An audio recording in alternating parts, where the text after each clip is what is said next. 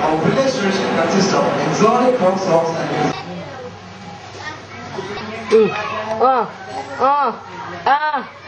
Our village tradition consists of exotic folk songs and music such as Oilatam,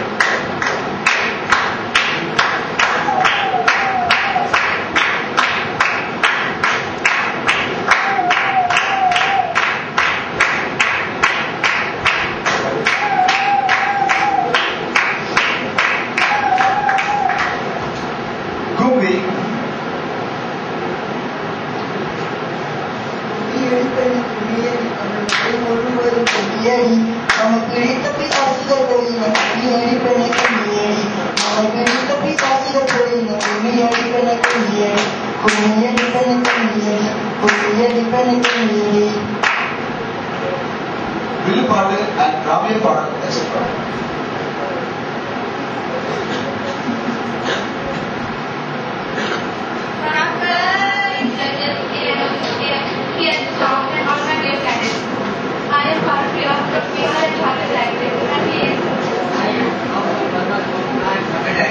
First of all, I am grateful to our health that he had given us a great opportunity to say something about our Bihar Islamic state.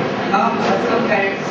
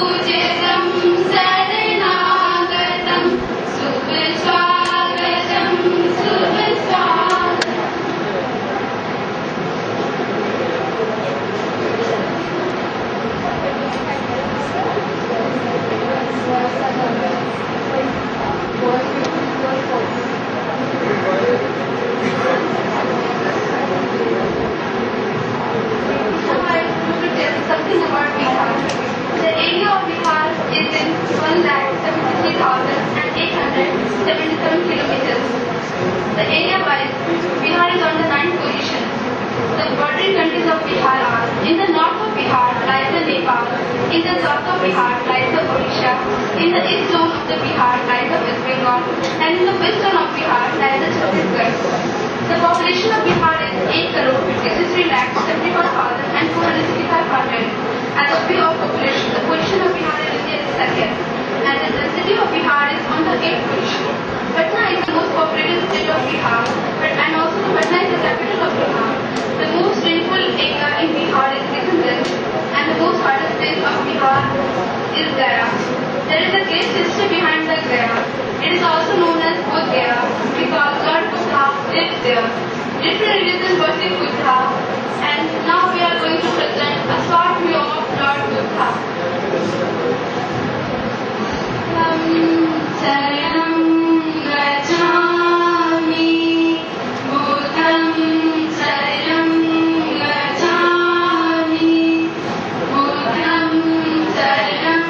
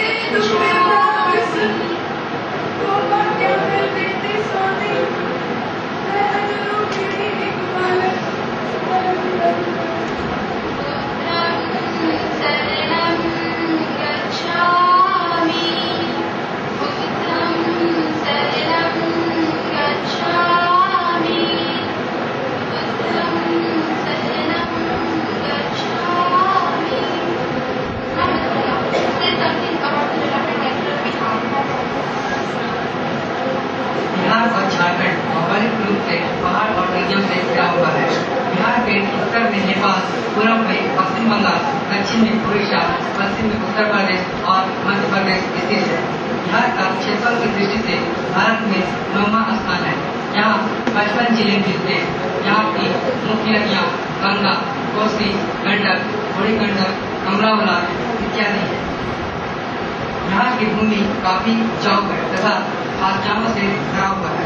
Bihar में भारी मात्रा में कृषि से संबंधित खाद्य पदार्थ उत्पादन होता है। दूसरी तरफ झारखंड में खनिज पदार्थों का विशाल भंडार है। बिहार और झारखंड में घने जंगल भी अत्यधिक मात्रा में पाई जाती है। यहाँ की कुछ प्रमुख फसलें भी उपजाई जाती है, जैसे धान, गेहूँ, गन्ना, बाजरा, चुकंदर इत्यादि। झारखंड में पाया जाने वाला एक मुख्य स्थल है मंदार पर्वत। आइए देखते हैं मंदार पर्वत की एक झलक।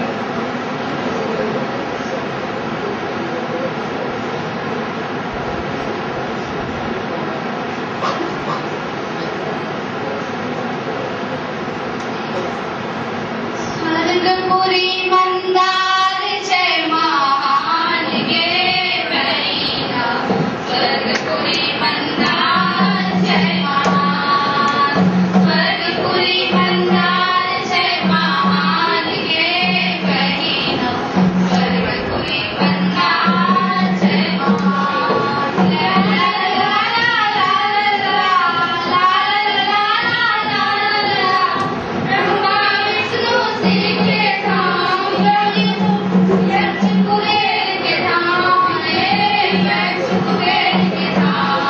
ब्रह्मा विष्णु शिव के धाम, यक्ष कुबेर के धाम, यक्ष कुबेर के धाम। स्वर्ग विराजे, ब्रह्मा विराजे, ब्रह्मचारी धाम गे बहिना, स्वर्गपुरी मंदार जय महान, स्वर्गपुरी मंदार जय महान गे बहिना, स्वर्गपुरी मंदार जय महान। श्री चांदन के बीच खड़ा, सच्चा चांद बना कर गे मन पहचान बना कर। श्री चांदन के बीच खड़ा, मन पहचान बना कर गे मन पहचान बना कर। देख लो महिमा वेद पुराण, गंगा यमुना गाकर गे। देख लो महिमा वेद पुराण, गंगा यमुना गाकर गे, गंगा यमुना गाकर गे। यही लिखल है वेद और पुराण गे बहिना, स्वर्गपुरी मंदार जय महान, स्वर्गपुरी मंदार जय महान गे बहिना, स्वर्गपुरी मंदार जय महान।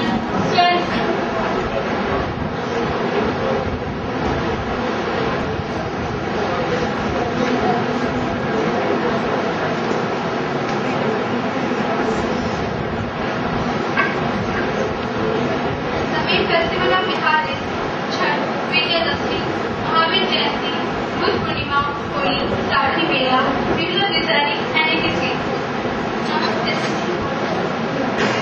बिहार और झारखंड का मुख्य त्योहार होली है। इस पर्व को हमारे यहाँ लोग इसे सारे भेदभाव को मिटा करके एक दूसरे पे रंग तथा अबीर डालकर खुशी खुशी मनाते हैं। आइए एक नजर इन पे।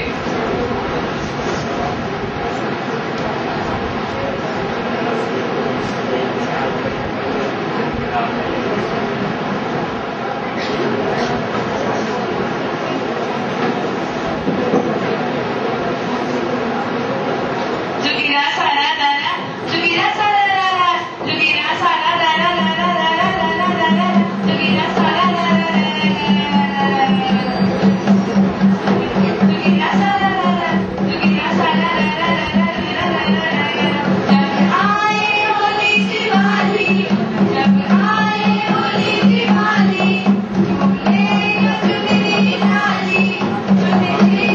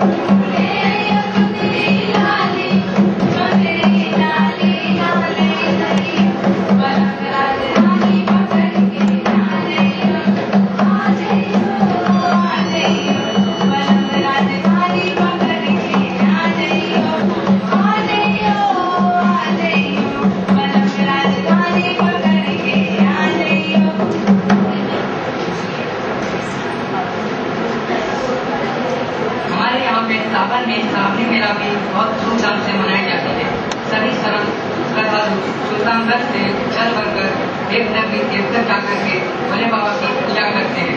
आइए देखें इसकी एक प्रस्तुति।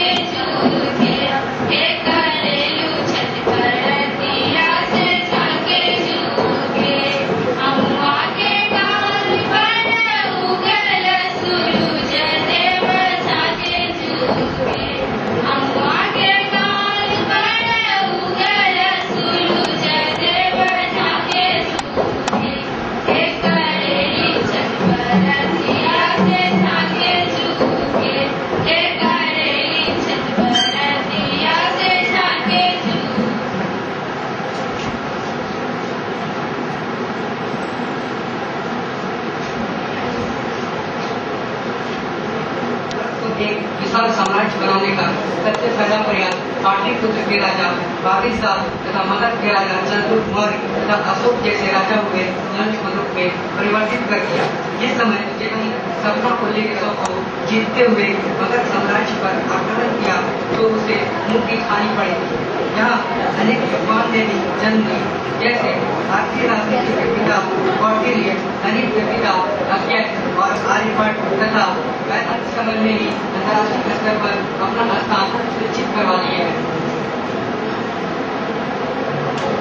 In Bihar, many tribes live together and celebrate each and every festival with peace and joy. Hindu, Muslim, Sikh, Isai, and Khalid are found in Bihar. There are many types of languages used in Bihar like Hindi, Marathi, Angika, Bhojpuri, etc. There is one more tribe found in Bihar and it is known as Jat and Dravid. Now we are going to present a short view of Jat and Dravid.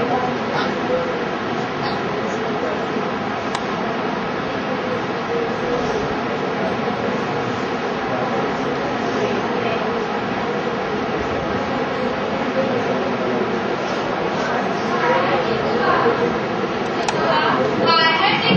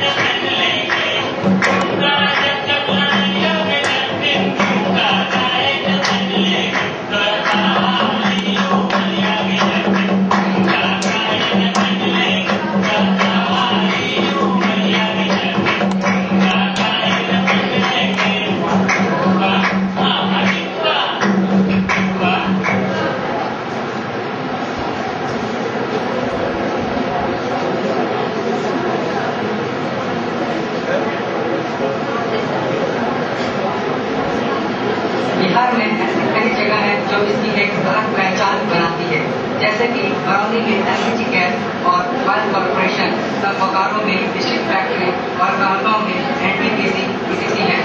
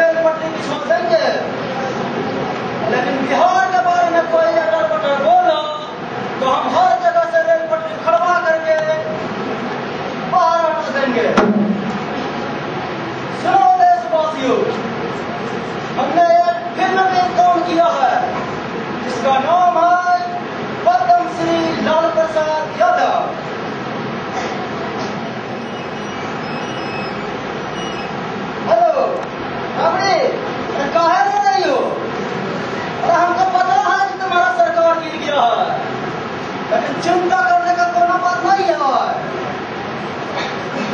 अरे हाँ Modi, rail मंत्री बन गए हैं। अच्छा ठीक है, जरा हम विशेष प्रोग्राम में है अभी, जरा बाद में फोन करना। अच्छा ठीक है, रखो। अच्छा सुनो देशवासियों, जब तक समोसे में आलू रहेगा तब तक लालू यहाँ राजमंत्री बन के रहेगा।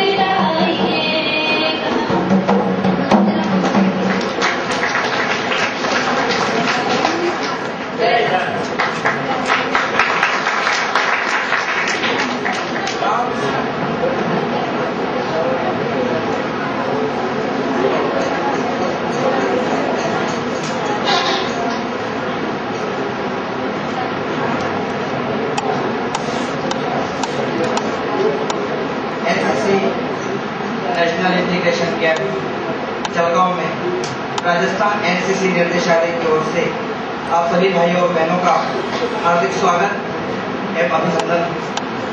राजस्थान में अभिवादन शब्द के लिए क्षमा नहीं शब्द का प्रयोग है। इसका तात्पर्य है हमारे प्रदेश में मेहमानों का स्वागत लोकगीत के द्वारा भी किया जाता है, जिसकी झलक आपके सामने प्रस्तुत है।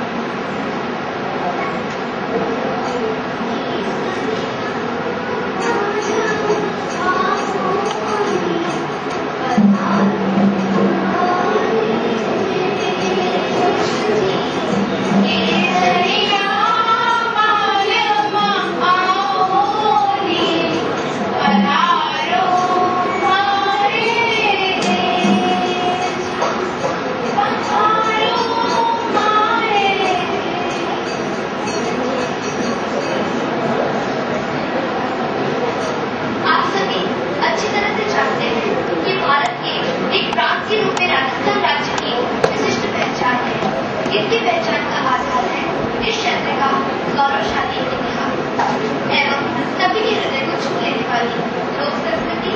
यहाँ के निवासियों का त्याग व वीरता के होने की पूरे विश्व में राजस्थान की भारतवर्ष के एक अंग के रूप में अपनी पहचान बनाई है।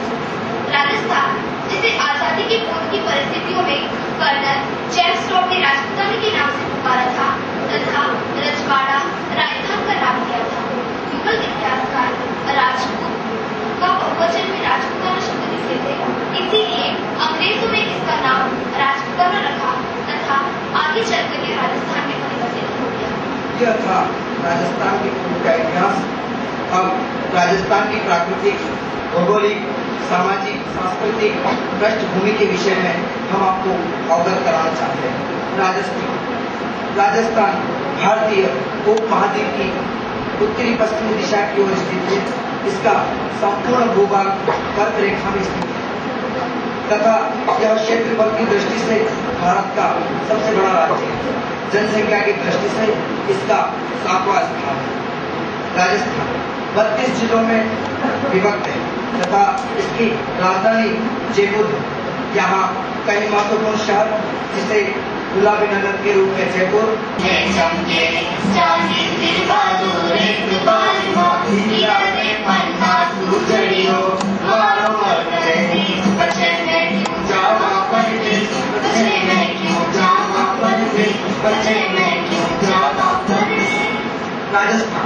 राजस्थान के पश्चिम में तथा उत्तर पश्चिम में पाकिस्तान, उत्तर पूर्व में पंजाब, उत्तर पूर्व और पूर्व में उत्तर प्रदेश, हरियाणा तथा दिल्ली और दक्षिण में मध्य प्रदेश व गुजरात स्थित है। भौगोलिक दृष्टि से भारत की सबसे पुरानी श्रृंखला अरावली राजस्थान के मध्य से गुजरती है। चंबल, माही, बनास, पार्वती, घग्गर, मानसी, देशक आदि यहाँ की महत्वपूर्ण नदियाँ। यहाँ का राजस्थान का प्राकृतिक परिवेश। अब हम आपको राजस्थान की वीरता की गाथा के परिवेश से अवगत कराना चाहते हैं। राजस्थान प्रारंभ से ही वीरों एवं वीरांगनाओं की जन्मस्थली मानी जाती रही है। यह अत्यंत पावन एवं पवित्र है। राजस्थान के गौरव महाराणा प्रताप ने अपने स्वाभिमान, वीरता, सूझबूझ तथा मुगलों की अधिकता स्वीकार न करके संपूर्ण विश्व में राजस्थान व भारत का नाम गौरवान्वित किया तथा राजमहलों का त्याग कर तथा रूखा सूखा भोजन खाकर जीवन यापन किया। महाराणा प्रताप जैसे वीर प्रतापी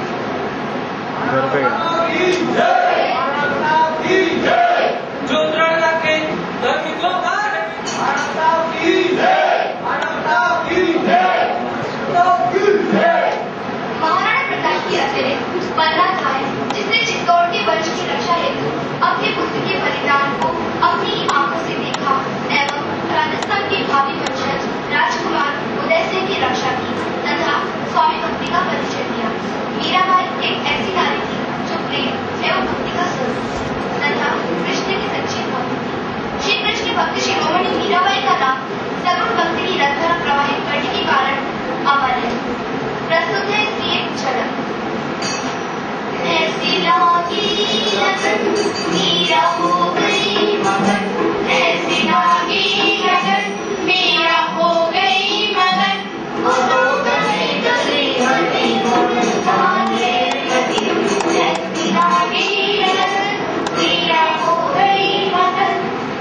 प्रकार हाल ही में अपने देश की रक्षा के लिए अपने पति को सिर काटकर रणभूमि में अपने पति के पास अपनी निशानी भेजकर यह सिद्ध कर दिया कि परिवार प्रेम से देश की रक्षा का दायित्व स्थान रखती है।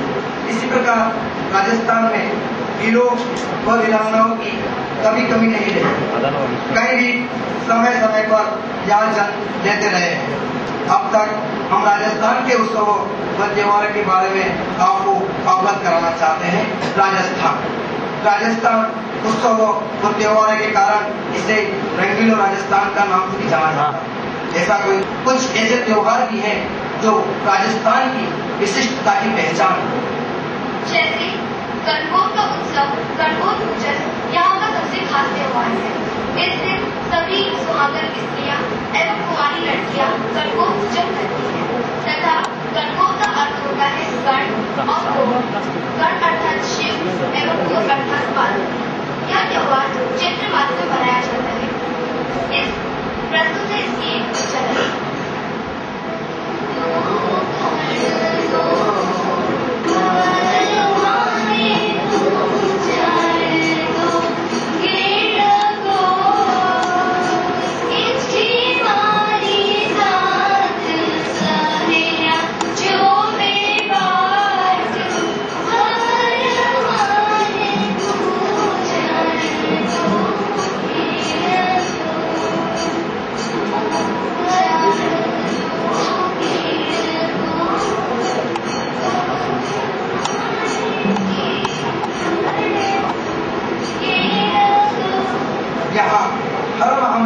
कोई न कोई विशिष्ट उत्सव मनाया जाता है। श्रावण मास में मनाई जाती है। यह भी सुहागन स्त्रियों तथा कुंवारी लड़कों का त्योहार है। श्रावण में सभी स्त्रियां प्रसन्नता के साथ पूरे हल्लोल्लास से यह गीत गाती व नृत्य करती है। इसकी झलक आपके सामने पेश है।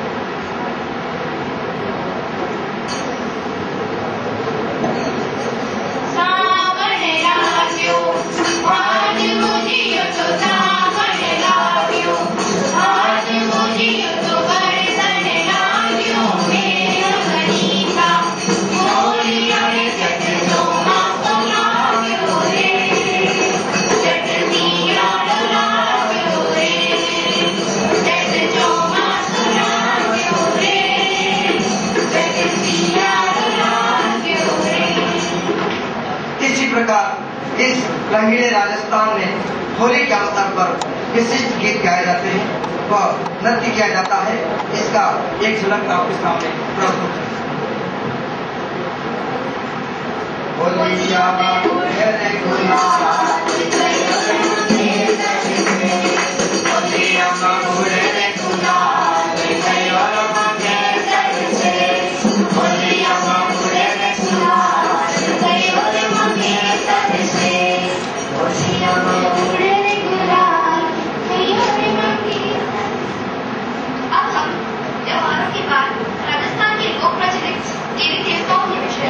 बताना चाहते हैं।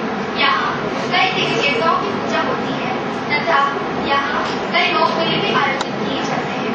लोक देवताओं में गोबर जी, काबू जी, तेजा जी, रामदेव जी, हरपू जी, देव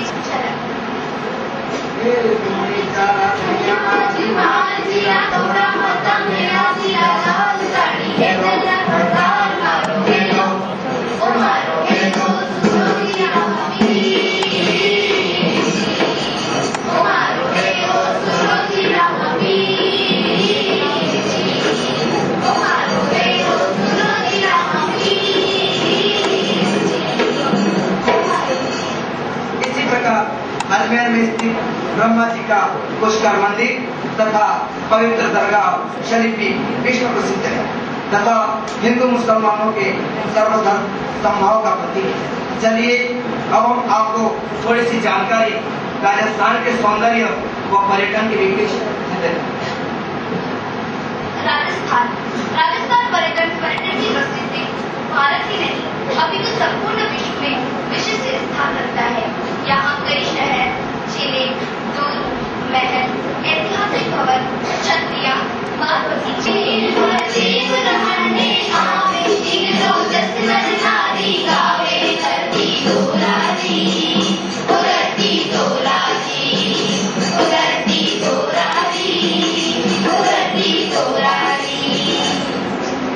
राजस्थान की अच्छी विशिष्टताओं के पश्चात हम आपको यहाँ के आर्थिक जीवन तथा उद्योग धंधों से अवगत कराना चाहते हैं। राजस्थान कृषि प्रधान देश है तथा यहाँ कई वस्तुएं उगाई जाती है, जैसे गेहूं, चना, बाजरा, जौ, मक्का, चावल, सरसों, तिल, जीरा, गन्ना आदि। यहाँ कई उद्योग धंधे भी स्थापित हैं तथा लघु गृह उद्योग यहाँ की विशेषता है। हाल ही में राजस्थान की स्वर्ण नगरी जैसलमेर तथा बाड़मेर में तेल व प्राकृतिक गैस के भंडार के विषय में ज्ञात हुआ है। यहाँ का संगमरमर, होटल स्टोन, अभ्रक आदि अपनी गुणवत्ता के कारण विश्व प्रसिद्ध है।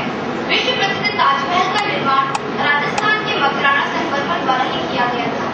आइए अब हम प्रवेश करते हैं राजस्थान की लोक संस्कृति में।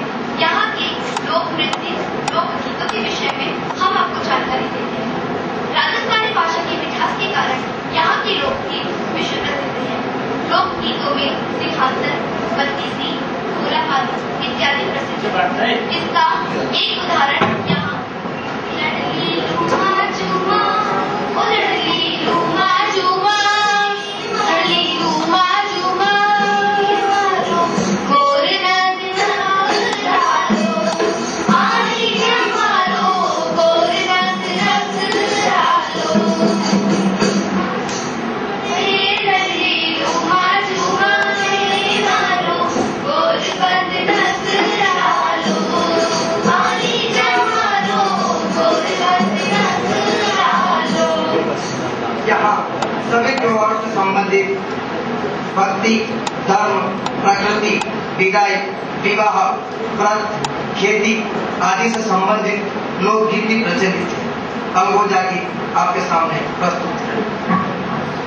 माला छेल भवरला अलगो जाके कामे बजे रे, माला छेल भवरला अलगो जाके कामे बजे रे, हे कामे बजे रे, मेरा माँ बजे रे, कामे बजे रे, मेरा में बजे रे, माला छेल भवरला अलगो जाके कामे बजे रे, माला छेल भवरला अलगो जाके कामे बजे रे। लोक संस्कृति का परिचय राजस्थान लोक नृत्य कुमार छेल नकराणी रे मामा घूमर राम वाली साजा ओ राजा जी घूमर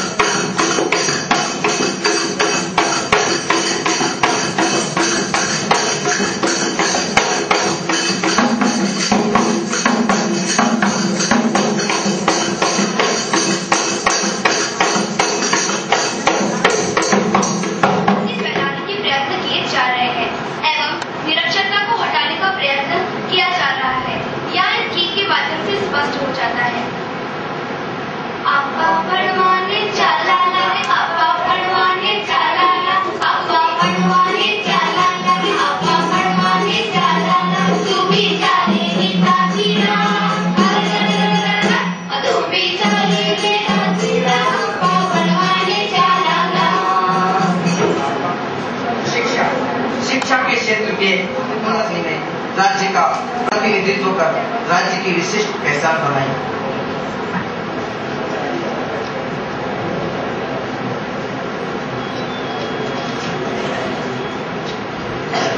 आज हमारे जो एयरफोर्स आर्मी विंग है, यहाँ भी साइंटिफिक चीजों का इस्तेमाल किया जाता है। जो हम फायर करते हैं, बॉम्ब ब्लास्टिंग करते हैं, वहाँ भी प्रोजेक्टाइल मोशन का उपयोग किया जाता है, जो एक साइंटिफिक चीज है। कहा जाता है कि प्राचीन समय में जो मोरल एजुकेशन थी वो काफी विकसित थी, लेकिन वहाँ साइंस भी विकसित थी। एकलव्य ने अंगूठा दान कर दिया, उसका क्या फायदा?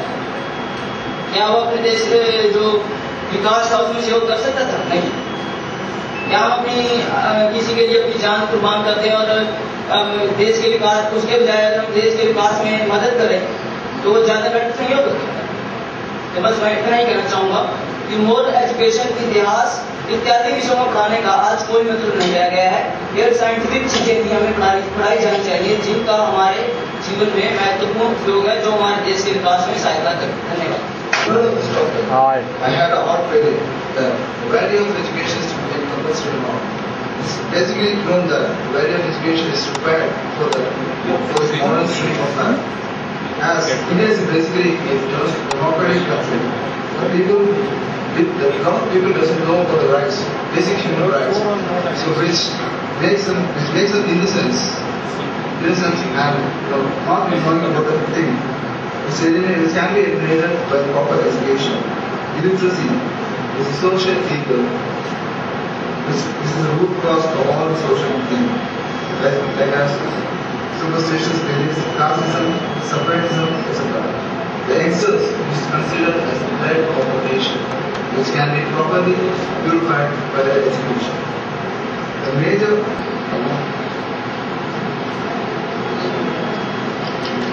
as our president says that our country has to be made as a developed one by 2020, which can be made only by means of education.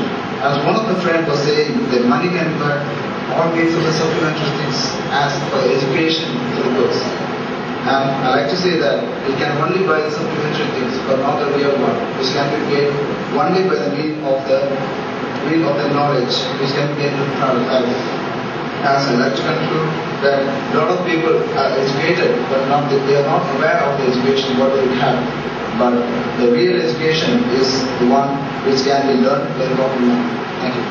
शामिल करने के संबंध में मैं आपसे एक सवाल पूछना चाहता हूँ कि आज कई क्षेत्रों में छात्र उच्च स्तरीय शिक्षा को ग्रहण कर रहे हैं, क्या उनमें नैतिकता का अभाव होता है? क्या उनमें संस्कृति, आदर्श, सभ्यता का अभाव होता है? अगर नहीं तो शिक्षा के क्षेत्र में नैतिक मूल्यों को शामिल करना कोई आवश्यकता नहीं है। छात्रों को नैतिकता अपने परिवार व समाज से मिल जाती है, वो उनकी संस्कृति से ही होती है। उनके लिए किसी अन्य विषय को शामिल करना आवश्यक नहीं है। I'm here to speak for the topic. Value-based education is necessary for today's youth because today's youth is tomorrow's future citizens. That is why youth needs education. By giving education to the literary people, we can develop our Indian technology as well as agriculture and economy. By giving good education to people, we can even develop and increase armed forces too. If one girl is educated, the whole family is educated. And this will increase the gross domestic product. Without education, no country appearances will affect. By educating the people, the duty of a citizen is known for everyone. By this, the economy of our country is increased and developed. By educating the people get to know the awareness of these dreadful AIDS, diseases that can be eradicated for an extent. Education gives strength to our country too. If the farmers are educated, the usage of seeds and pesticides can be known better quality, can be improved too. India was before an undeveloped country. After increasing in the education field, it has become a developing country. If education is provided to youth, they will follow the right path by which they make our country strengthen. Everyone has a goal in life, and the government gives them proper priority in education. They can also achieve their goals. Nowadays, most of the education is technical because of job oriented. Education becomes mechanical without value based. Nowadays, present generation are not valuing their parents. As Mahatma Gandhi says, that customers are God. They are giving opportunities to work and providing jobs to the bank employees. But bank employees are not caring for the employees. Pre-independence is just because of lawyers. They got their independence because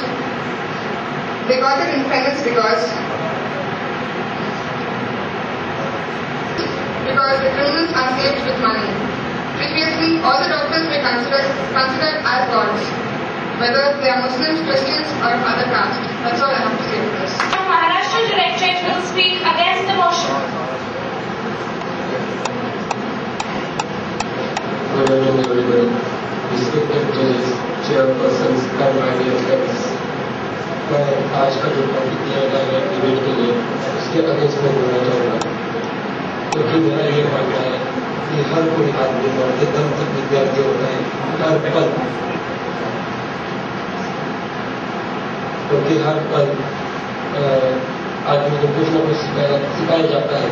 इसलिए मेरा यह मानना है कि education compulsory करना, किसी भी type के एजुकेशन कंपल्सरी करना एक टोटली मीनिंगलेस है। और फिर भी अगर हम ये मान लें कि जो वैल्यू एजुकेशन है हमने कंपल्सरी कर भी किया, और ये भी मान लें कि रोज एक पीरियड इसमें सिखाया जाएगा, क्लास में कुछ तो भी सिखाया जाएगा, पढ़ाया जाएगा, क्या सिखाया जाएगा तो ये कॉग्निटिव मूल्य होते क्या है, उसकी डेफिनेशन बताया जाएगा, डिस्क्रिप्शन बताया जाएगा, इसके द्वारा क्या दिया जाएगा, फिर इस पर एग्जाम भी होगी, एग्जाम में हम पढ़ लेंगे। अब एग्जाम में हम क्या करते हैं, एग्जाम जो है आज नोट्स पढ़ लेते हैं, कल एग्जाम दे देते हैं, अच्छे मार्क्स ले लेते हैं। तो ऐसे यही होगा, हमारी यूनिवर्सिटी सिस्टम जो है वो सिर्फ मेमोरी टेस्ट करती है, तो ना ही मेंटल एबिलिटी टेस्ट करती है और ना ही इंटेलिजेंस टेस्ट करती है। फिर भी अगर हमने ये पढ़ा दिया मोरल वैल्यूज, ये टॉपिक हमने पढ़ा भी दिया, बच्चे अच्छे से जो युवा पीढ़ी है वो अच्छे से मार्क्स लेके पास आउट हो जाएगी, लेकिन इसकी क्या गारंटी है कि वो आगे जाकर उन मूल्यों का पालन करेगी। और कभी ऐसा भी हो सकता है कि कोई अनएजुकेटेड पीपल हो, लेकिन उसमें वो जो क्वालिटीज है, वो क्वालिटीज जो है, मूल्य जो है वो उसमें हो सकते हैं। ऐसा भी हो सकता है हमारी प्लानिंग बहुत अच्छी होती है, लेकिन इम्प्लीमेंटेशन उतना ही बुरा होता है। इमोशनली थिंकिंग से ज़्यादा हमें प्रैक्टिकल थिंकिंग पे जोर देना चाहिए। हम इमोशनली कह देते हैं कि नहीं समाज में बुरा प्रभाव चल रहा है, ऐसा हो रहा है, वैसा हो रहा है, आज मॉरल वैल्यूज उनका एजुकेशन बहुत इम्पोर्टेंट है, लेकिन मैं इन बातों को नहीं मानता। यह मूल्य बच्चों के स्वभाव में आने के लिए उनकी नेचुरल क्यूरियोसिटी बढ़ाने पर जोर दिया जाना चाहिए। अच्छे से अच्छा वातावरण उनके आसपास होना चाहिए। कौटुंबिक मूल्य कौटुंबिक वातावरण में ही एब्जॉर्व हो सकते हैं। अगर उनमें बच्चों में एब्जॉर्व हो जाएंगे तो कल ये उनके स्वभाव का और बाद में उनके जीवन का एक हिस्सा बन जाएगा। कौटुंबिक मूल्य सिखाने से अच्छा यह है कि उनका पालन करना सिखाया जाना चाहिए। जिस दिन वसुधैव कुटुंबकम यह संकल्पना प्रत्यक्ष रूप में आएगी, उस दिन मैं यह मानता हूँ कि ये जो आज बुरा प्रभाव पड़ रहा है समाज पे, ये खत्म हो जाएगा। तो मैं ये कहूँगा कि अनाथ आश्रम में जो अनाथ बच्चे रहते हैं उनके लिए ये एजुकेशन देना चाहिए, लेकिन ये मैं कंटिन्यू सर ये एजुकेशन उनको अनाथ बच्चों को देना चाहिए, लेकिन उनके लिए वहाँ अच्छे की काउंसिलर अपॉइंट किए जाने चाहिए। और यह जो काम है ये प्रशासन को देने के बजाय किसी स्वयंसेवी संगठन को देना चाहिए, बशर्ते वो स्वयंसेवी संगठन कोई भी जातीयवादी ना हो। अगर वो जातीयवादी होती है तो हमारे देश के स्वास्थ्य पर बुरा प्रभाव पड़ सकता है। प्रशासन में बहुत से काम कागज पे किए जाते हैं और स्वयंसेवी संगठनों में बहुत से काम प्रत्यक्ष रूप में किए जाते हैं। उन्हें की शिक्षण देने के बजाय उनका पालन करना सिखाया जाना चाहिए। आज उन्हें के शिक्षण की जरूरत नहीं है, उनका पालन करने की जरूरत है। इसलिए एकत्र कुटुंब पद्धति पे जोर दिया जाना चाहिए। और साथ में मैं एक भी कहूँगा, भारत एक आर्थिक महासत्ता बनने जा रही है। कौन कहता है कि भारत सिर्फ टेक्नोलॉजी आयात करता है? भारत सॉफ्टवेयर टेक्नोलॉजी निर्यात करने में आज जग में फर्स्ट नंबर है। और एक बात में आपसे कहना चाहूँगा, अमेरिका के जो F-16 एयरक्राफ्ट है वो हमारे सामवेद का एक हिस्सा है जरूर है, उनमें दिए गए सूत्रों पर बनाए गए हैं। और रही बात मिलिट्री के हथियारों की, तो देश के हित को ध्यान में रखकर इसे आयात किया जाता है। तो इस बात पे किसी को आपत्ति आने की कोई जरूरत नहीं है। देश सेवा हमारी संस्कृति का एक भाग है, इसलिए समृद्ध संपन्न शक्तिशाली भारत को बनाने के लिए कल्चर और वैल्यूज की जरूरत है। हमारे संस्कार हमारे ही पास है, हमें संस्कार की कोई कमी नहीं है। हमें कमी है तो उन संस्कारों को आचरण में आने की कमी है। रामायण में रामचंद्र ने संस्कारों का पालन किया, क्योंकि उसका पालन जो है वो कौटुंबिक वातावरण में हुआ था। जरा सोचिए, रावण का पालन किस वातावरण में हुआ था? आगे जाकर रामचंद्र कैसे हुए और रावण ने क्या किया? ड्रग्स, जेसिका लाल मैटर, ये जो है यह बुरे लोगों के प्रभाव के कारण नहीं हो रहा है, बल्कि जो अच्छे लोग हैं उनके निष्क्रियता के कारण होती है। हम हमारा कल्चर वैल्यूज भूले नहीं है, वो हमें याद है, सिर्फ आचरण में लाना चाहिए। अगर आज गुरु द्रोणाचार्य नहीं है तो एक शिष्य एकलव्य भी नहीं होगा। अगर आज द्रोणाचार्य होंगे तो कहीं ना कहीं एकलव्य भी होंगे। Always think positively. मैं ये कहना चाहूँगा आखिरी वक्त में, always think positively. Topic against में बोलने को कहा गया था, फिर भी मैंने पॉजिटिव थिंक किया, इसलिए ऑलवेज थिंक पॉजिटिवली। ज्ञान का युग में मूल्य संस्कृति की बहुत जरूरत है। अगर यह हम छोड़ देते हैं तो सोचिए पशु और मानव में क्या फर्क है। Thank you very much. My friend who is from Delhi, he said that money, we can buy everything. Okay, let me take an example of Vivekananda School. You know where it is. They see first the discipline. They see the practically. They are disciplined or they are unity. They see everyone. If they are not having anything, you will have observed that they are going to take even money from crores to crores. You give, they are not going to take in education because the values are important to us. When an instrument is going to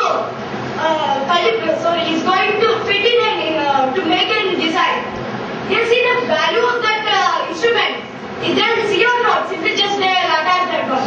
They see no, there is also a value. We can observe that in everything is a value. We should have the value. Not simply we can't. You can see every topic we should have the values. Value. If the value is not there in life, life cannot go on. Thank you. Middle-based education is not scientifically based, but if you go through the Vedas, you will find good criteria. It can be criteria. And our friend from Tamil Nadu is there, and therefore that degree and all this one is only scientific things like that. But in order to make that technician,